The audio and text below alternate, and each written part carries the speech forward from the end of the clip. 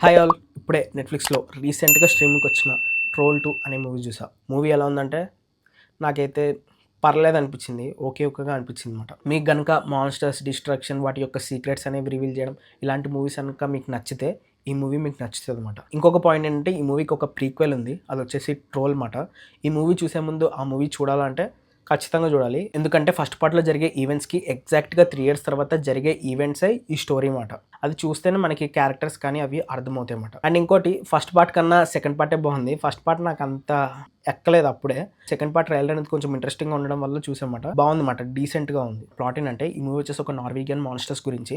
వాళ్ళ ఫెయిరీ టేల్ బుక్స్‌లో ఇదొక మిథికల్ క్రీచర్ అనమాట. దాన్ని వీళ్ళు ట్రోల్ అని పిలుస్తారన్నమాట. హ్యూమన్స్ చేసే కొన్ని పనుల వల్ల ఒక మాన్స్టర్ అనేది అవేకెన్ అవుతదన్నమాట. సో దాన్ని స్టడీ చేయడం కోసం ఒక పాలియోంటాలజిస్ట్‌ని పిలుస్తారు. పాలియోంటాలజిస్ట్ అంటే ఏంటంటే వీళ్ళు ఫాసిల్ ఫ్యూల్స్‌ని వాటిని స్టడీ చేసి మన ఎవల్యూషన్ ప్రాసెస్‌ని ఎక్స్‌ప్లెయిన్ చేస్తారన్నమాట. సో తనని హైర్ చేసుకుంటారు. హైర్ చేసుకున్న తర్వాత ఈ మాన్స్టర్‌ని తెలుసుకునే క్రమంలో అసలు ఇంతకీ ఈ మాన్స్టర్ ఏంటి?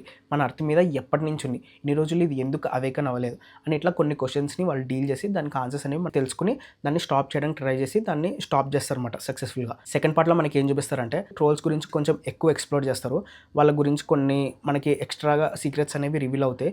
దాంతో పాటు హ్యూమన్స్‌కి, ట్రోల్స్‌కి మధ్య ఉండే కనెక్షన్ ఏంటి? అసలు ఈ ట్రోల్స్ అనేవి భూమి మీద ఎంత కాలం నుంచి ఉంటున్నాయి? అసలు ఎందుకు ఇవి అంతరించిపోయాయి? అసలు ఏం జరిగింది? అండ్ ఇప్పుడు ఇది ఎందుకు మన హ్యూమన్స్‌ని అటాక్ చేయాలనుకుంటుంది? అండ్ ఇంతకీ ఆ ట్రోల్‌ని మన వాళ్ళు ఆపారా లేదా? అన్నది మనకి స్టోరీ మాట. పాజిటివ్స్ ఏంటంటే క్యారెక్టర్ డిజైన్స్ అవి బాగున్నాయి. అండ్ ట్రోల్స్ యొక్క సీజీ అది కూడా మంచిగా డిజైన్ చేశారు. కానీ ఈ మూవీలో కొంచెం ఏంటంటే కాస్త స్లోగా వెళ్తది.